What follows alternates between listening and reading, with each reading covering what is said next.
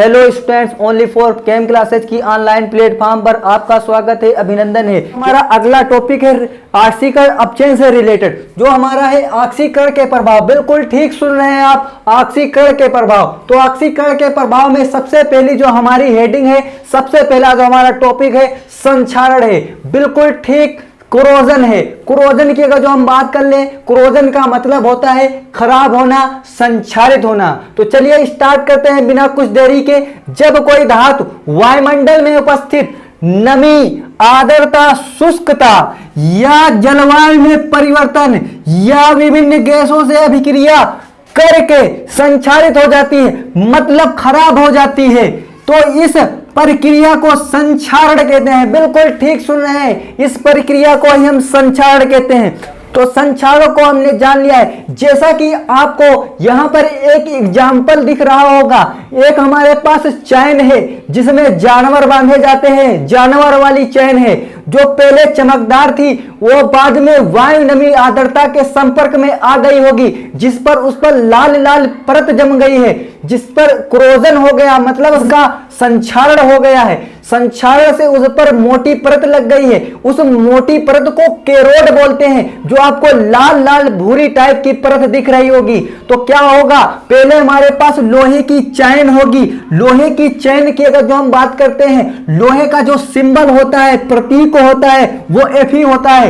वो चैन वायु और जल के संपर्क में आ गई। वायु बोले तो O2 ऑक्सीजन, जल बोले तो H2O, इन दोनों के संपर्क में आ गई, जिससे उसका संक्षारण हो गया, मतलब उस पर भूरी सी परत लग गई, मतलब लोहे पर भूरे रंग की परत आ गई, मतलब चैन पर भूरे रंग की परत जमा हो चुकी है।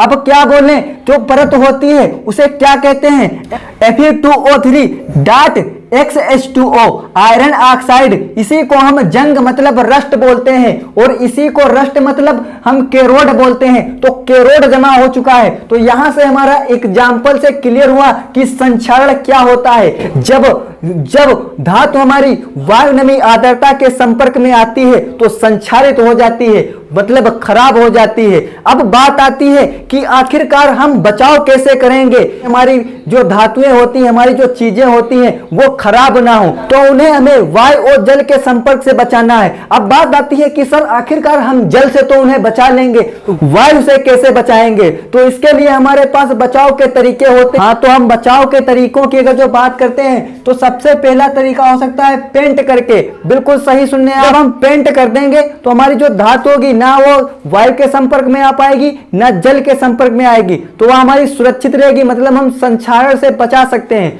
तो दूसरे अगर जो पॉइंट की बात करते हैं, दूसरे बचाव की बात करते हैं, ऑयल या ग्रीस लगाकर। अगर जो हम ऑयल या ग्रीस लगा देंगे तब भी हम अपनी धातु को संक्षारित होने से बचा सकते हैं, मतलब आयरन को हम संक्षारित होने से बचा सकते। तो हमारे बचाव के दो तरीके क्लियर हो चुके हैं। अपने तीसरे तरीके की तरफ बढ़ते हैं। तो तीसरा तरीका हमारा क्या होता है, यशद लेपन। यशद लेपन को हम जस्तीकरण भी बोलते हैं। अब बात आती है कि आखिरकार यशद लेपन या जस्तीकरण है क्या। तो लोहे को जंग से बचाने के लिए एक परत चढ़ाई जाती है, इस प्रक्रिया को जस्तीकरण कहते हैं। बिल्कुल ठीक सुन रहे हैं आप, जब लोहे पर जिंक की परत चढ़ाई जाती है तो उसे हम संक्षारण से बचा सकते हैं, और इस प्रक्रिया को क्या कहते हैं, जस्तीकरण कहते हैं। तो बचाव के हमारे पास टोटल 3 तरीके हैं। इन 3 तरीकों से है हम अपनी आयरन धातु को क्या कर सकते हैं, संक्षारण होने से बचा सकते हैं। तो एक आप इसका स्क्रीनशॉट ले लीजिए। तो हमने अभी तक अपने पहले एग्जाम्पल की बात कर ली है, लोहे पर जंग लगना, रस्टिंग ऑफ आयरन की बात कर चुके हैं। अब अपने दूसरे एग्जाम्पल की तरफ बढ़ते हैं, दूसरे उदाहरण की तरफ बढ़ते हैं। तो दूसरा उदाहरण हमारा क्या है, तांबा है, जो कि आपको एक पाइप दिख रहा होगा, उस पर क्या लग चुकी है, हरे रंग की परत लग चुकी है, तो आपको साफ साफ दिख रही है। तो हम बात कर लेते हैं तांबा।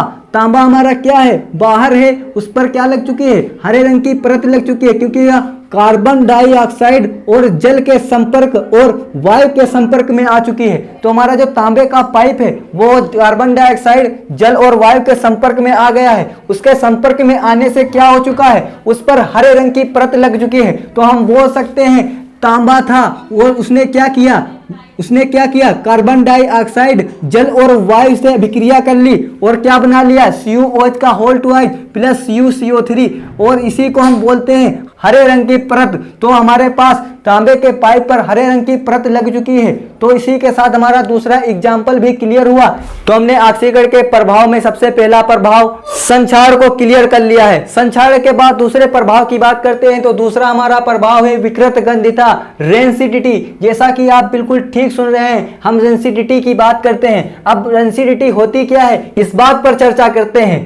जब वसा युक्त या तेली खाद्य सामग्री ऑक्सीजन से क्रिया करके उपचयित हो जाती हैं। बिल्कुल ठीक सुन रहे हैं, जब हमारे पास वसा युक्त तेली खाद्य सामग्री मतलब घी से बनी वस्तुएं या तेल से बनी वस्तुएं ऑक्सीजन से क्रिया करके उपचयित हो जाती हैं। अब जब उपचयित हो जाएंगी तो उसमें होगा क्या, तो अगला जो पॉइंट है जिससे उनके स्वाद व गंध में परिवर्तन हो जाता है, इस प्रक्रिया को विकृत गंधिता कहते हैं। तो क्या होगा, उनके स्वाद व गंध में परिवर्तन हो जाएगा और इसी प्रक्रिया को हम क्या कहेंगे, विकृत गंधिता कहेंगे। विकृत गंधिता कहेंगे, गंधी लिख गया था तो इसको हम गंधिता कर देते हैं।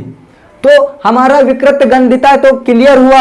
अब इसे हम जानेंगे कैसे कि विकृत गंधिता से हमारे जो तेली खाद्य सामग्री है उन पर प्रभाव क्या पड़ता है। तो सबसे पहले उदाहरण की बात करते हैं। अचार पर जंग लगना, मतलब अचार जो होता है वो तेल से बना होता है, उस पर जो फफूंद लग जाती है जिससे उसके स्वाद व गंध में परिवर्तन हो जाता है। तो ये भी हमारा क्या है, विकृत गंधिता मतलब रेंसिडिटी का उदाहरण है। दूसरे विकृत गंधिता के उदाहरण की बात करते हैं। चिप्स की थैलियों में नाइट्रोजन गैस भरी होती है। बिल्कुल ठीक सुन रहे हैं आप, चिप्स तो हमारे पास थोड़ी सी होती हैं, लेकिन पैकेट इतना भारी होता है।